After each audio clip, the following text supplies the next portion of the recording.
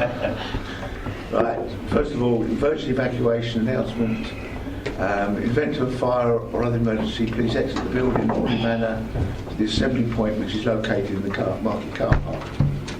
The fire exit in this room is indicated by a green fire exit sign. Please do not delay the evacuation by collecting any belongings. Do not use the lift. The premises must not be re-entered until the fire brigade has given the all clear. Please note it's against the law to smoke on these premises. Please note that this meeting will be audio recorded. Just as a point of interest, we were over at the council office in Rochford Monday morning, and the fire alarm did go off. Yes, fire drill, yeah. So, okay. I don't think we've got any substitute members. No. We've got non-members attending.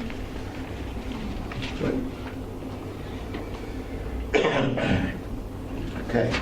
Right, you've all had copies of the minutes of the last meeting held on the 30th of May 2017. So everybody happy that I sign those as an accurate record? Item 5, receive the declarations of interest. Ian. Yes, I'm a parish councillor. Well, for Rayleigh as a town councillor. Yep. Sorry. Anybody else? Declarations of interest? I'd like to my declaration. Item 6 being a member of Rochester Parish Council. Anybody else? Yeah. Yeah, Jim. And then we're in town council. I don't know if I'm to declare one or what capacity I'm here, but I'm a member of Rayleigh Town Council. Any else? No. Yeah. Is that it? Okay, if you should come up during the course of the meeting, please holler at that time. Okay, right, moving swiftly on to item 6. Refurbishment, construction of new public conveniences in the Rochford district. Not sure who wants to lead on it, Marcus or Dave? Good evening, I'll be brief about this. The report in front of you today sort of builds on the decision made at full council, sets out a business case whereby parish or town councils are given the opportunity to take on the responsibility of running public conveyances for a 10-year period. In short, we're asking for a budget of £330,000 capital, which will give a return on investment of approximately about 15% and a payback of 4 years. And so, in summary, this can be viewed as a sort of low-risk project and secures a definite saving. I'm happy to take questions on this. Okay. Questions, please. Okay. Chairman, looking at where it says conclusion under 4.1, we're looking at the figures there, and there's quite considerable savings being made here. Obviously, there is a capital cost to this, but as far as those savings are concerned, are they basically all revenue savings, or is there a ratio? No, it's revenue savings. So it's all revenue savings. So as far as that's concerned, Chairman, having that under our wing, so as to speak, I think the words sort of speak for themselves as far as 4.1 is concerned. I mean, the savings are considerable, and it make a good investment. And the only other thing I'll say is it's taken a long time to get to this. I would acknowledge the work done by both officers and by Councillor Dave Sperring and others on negotiating this, and it's a really good deal, and I think it'd be good for the public going forward. We're going to have modern, really good toilets for them to use, and let's hope this is the start of things to come. Thank you, Chair. Hey, Councillor Black.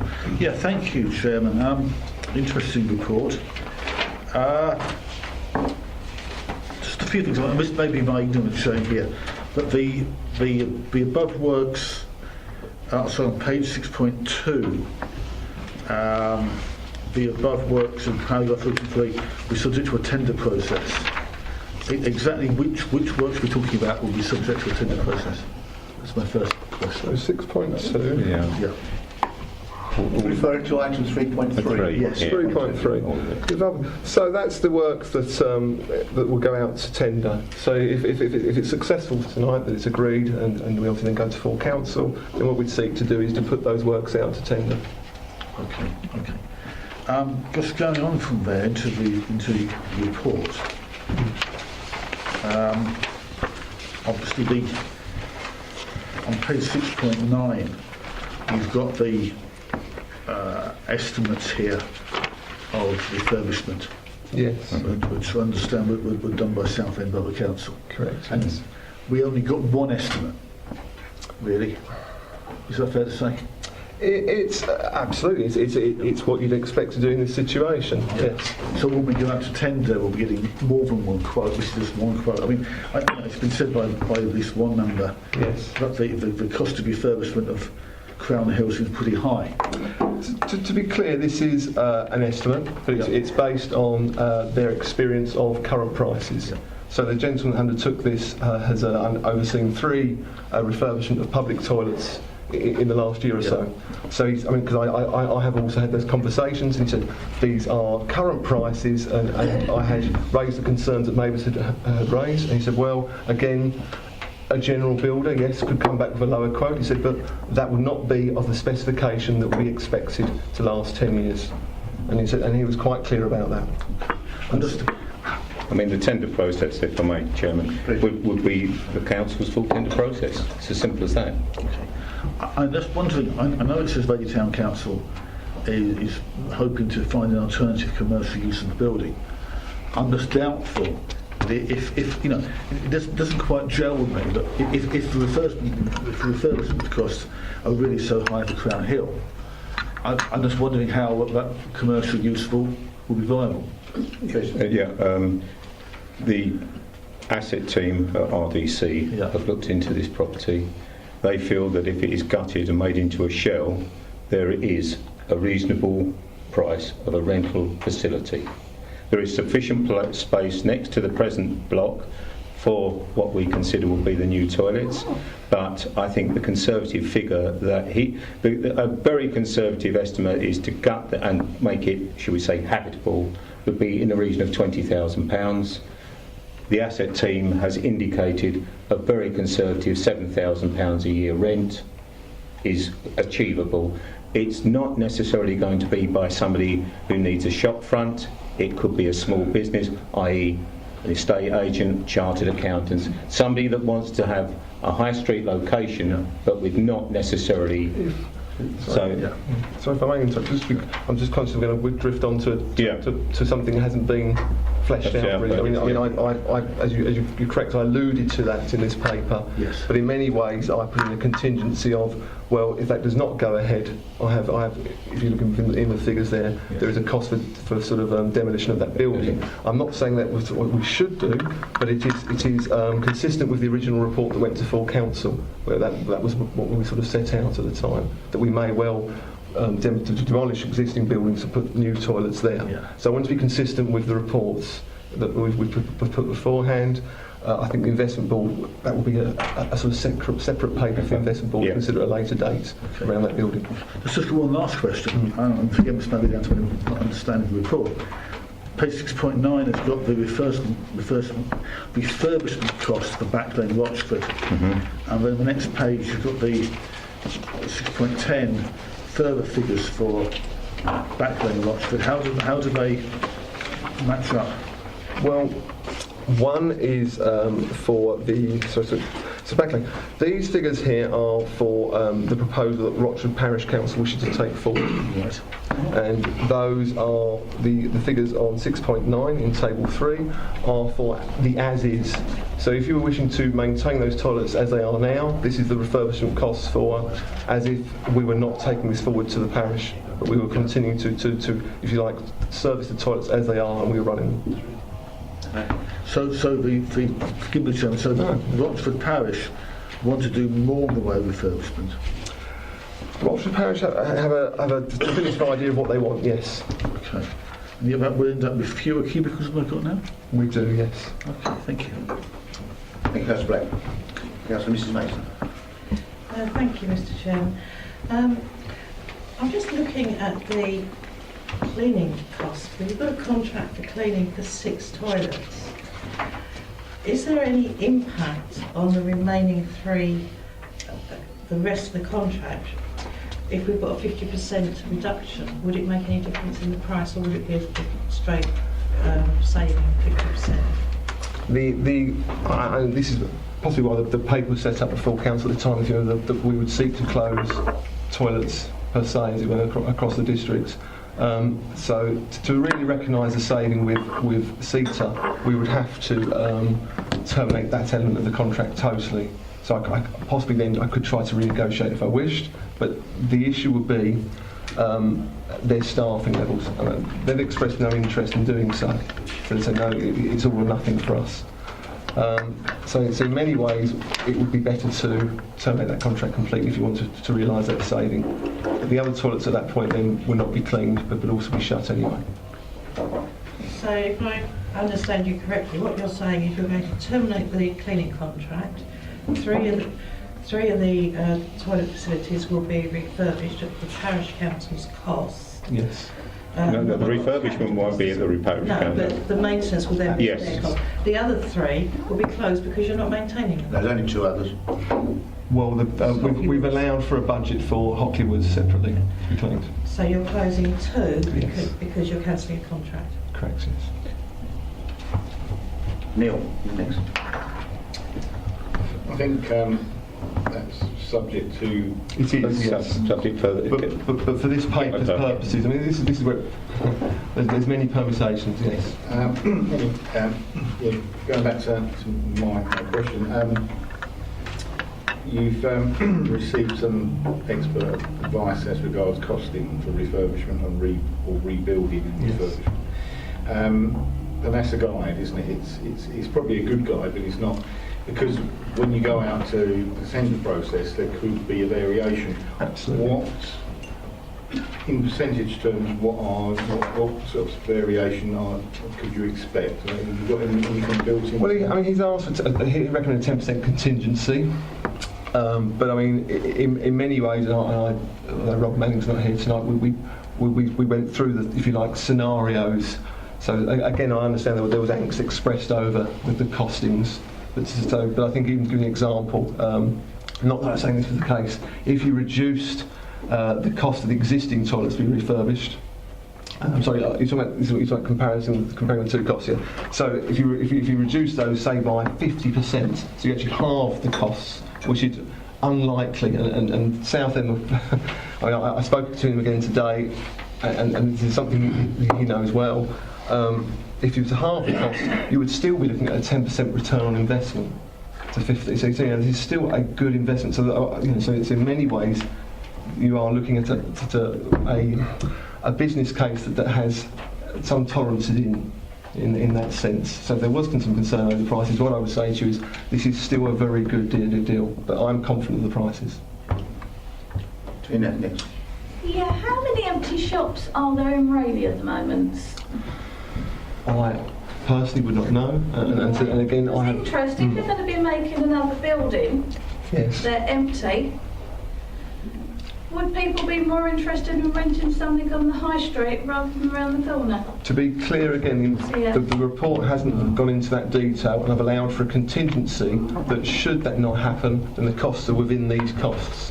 So, if we are fortunate, and I believe that that's my understanding from asset management, that we'll be able to do this, and we'll be able to find a positive use for that Crown Hill toilets, existing ones, then the costs that we're proposing will actually come down within this report, because there's been, I believe, I've allowed for £17,000 for demolition of Crown Hill toilets, and that was again a quote from a local company to do so.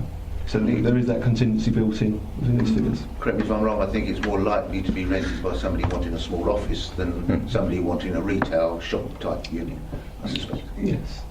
Okay. Councillor Mason. Thank you, Chairman. I'd just like to say at the outset that I'm always going to be in favour of new and improved toilets. But I'm sorry, as I said at full council, I'm not in favour of the approach that's being used here, because putting the costs essentially onto the parishes and the town council doesn't generate a saving of the whole amount for the public purse. And I'm sorry, but we can't sit here as a council and ignore the public purse. I know that the public doesn't, and I don't see why we should, So I do object to that. I think it's quite wrong to claim a yield of 15%, when in fact it should be the difference between what we're currently paying out and what ends up being paid out, and that's a yield to the public purse. And I'm sure you'll find a really hard job getting that alternative logic that you put forward through to the public who understand finance. And there's a lot of them out there, believe me. I've got a question, and the question relates to the legal agreement in whatever form it takes. Is there going to be a break clause in favour of the town council and the parishes, such that if for any reason, legal or otherwise, they're unable to continue to perform the operational cleaning and maintenance of the toilets, that they have the right to come back to the district council, where the district council is obliged to consider taking them back into the public purse that relates to the district council. If we don't do that, and then something really awful happens, and it could happen, parishes could be capped. In fact, there is a proposition currently, or was before the general election, in front of the DCLG. So it could be friends in the parishes find themselves capped. And under those circumstances, they might find it difficult to carry on other responsibilities that they have. And I think it would be appropriate for the district council to include such a break clause. But I assume you're not, but I'll ask the question. There isn't a break clause is probably too strong a word to put into that, but there'll be a clause that allows us, if it's not managed satisfactorily, that we could terminate at that point. That's not the same thing, Jim. No, it's not. With the greatest respect to the officer, a break clause is where the parishes and the town councils, subject to the agreement, would be able to return to the district council to discuss returning the service to them in the event that something really dreadful has happened to their finances, which could be determined by government. Yeah, I think we're drifting into the world of completely unknown here, Councillor Mason. We have been very open and honest with both the town and parish councils, and in fact it was their initiative that they wanted the 10-year agreements. They didn't want the short term. They were the ones that proposed the 10-year. It came unofficially initially, and because of where we have been to various meetings with town and parish councils where they've always expressed and involved or want to get involved in more management of facilities within their towns or parishes. When this was proposed previously, there was no interest, and one of the first things that came both to Marcus and myself when we've been out to the parishes, we are not taking these on for 2 to 3 years. We want a long-term commitment, and that was it. And they are aware. They're not naive, these towns and parish councillors. They are very aware of potential cap-ins. They are also very aware of other revenue streams they may be able to bring in should capping come into play. Chairman, I'd like to reply to that. I'd like to say that I've listened to that, but I'd be awfully pleased if this appears in the minutes, because it may be the parishes, when they're aware of the views that I have, they may wish to ask for a break clause. And I'm very glad the opportunity there is in public, in the recording and in the minutes, to have that available to the parishes to read and understand. Thank you. Any other questions? Councillor Mason. Thank you for allowing me to come back, Mr. Chairman. The recommendation as it stands does not make it clear that as a result of this recommendation, Hockley and Great Wakering toilets will be closed. And I think reading the recommendation as it is misleading. That clarification. Can I stop you there, Mr. Mason? Hockley and Great Wakering are not part of this discussion. Nevertheless, it's part of the answer that was given regarding the costs. But as far as this particular document is concerned, it's not part of this. But it is an implication of the action we're proposing. But that's a separate issue. No. I don't think so. Neil. Yeah, just for clarification then, that as part of the recommendation, and that this investment board is not actually part of the process of voting to, in any way, shape or form, to close the public toilets which are not part of this initial costing.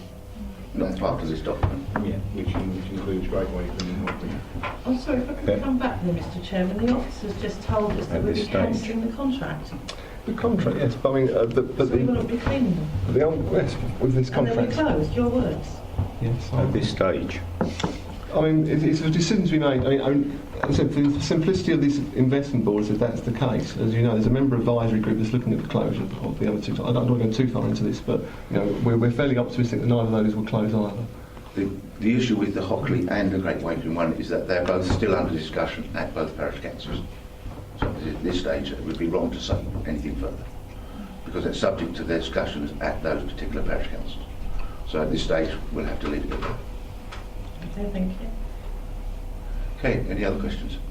Move the recommendation, Chairman. Thank you. Recommendation is on page 6.3. Just running over to 6.4. Propose that the committee recommends to full council that the transfer of Rayleigh, Rochford and Holbridge toilets be secured as a 10-year lease to the respective parish town councils, and that authority be delegated to the Assistant Director of Environment in consultation with the portfolio holder for the environment to undertake the installation or refurbishment and replacement of public conveyances with an allocated capital budget of 330,000 as set out in the report, funded by the Transformational Reserve. Can I have all those in favour, please?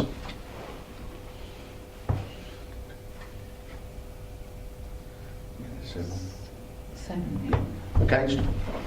I'd like my vote shown in the minutes, Chairman, as being against. Yes, and mine as well, So please. we've got 4 minutes.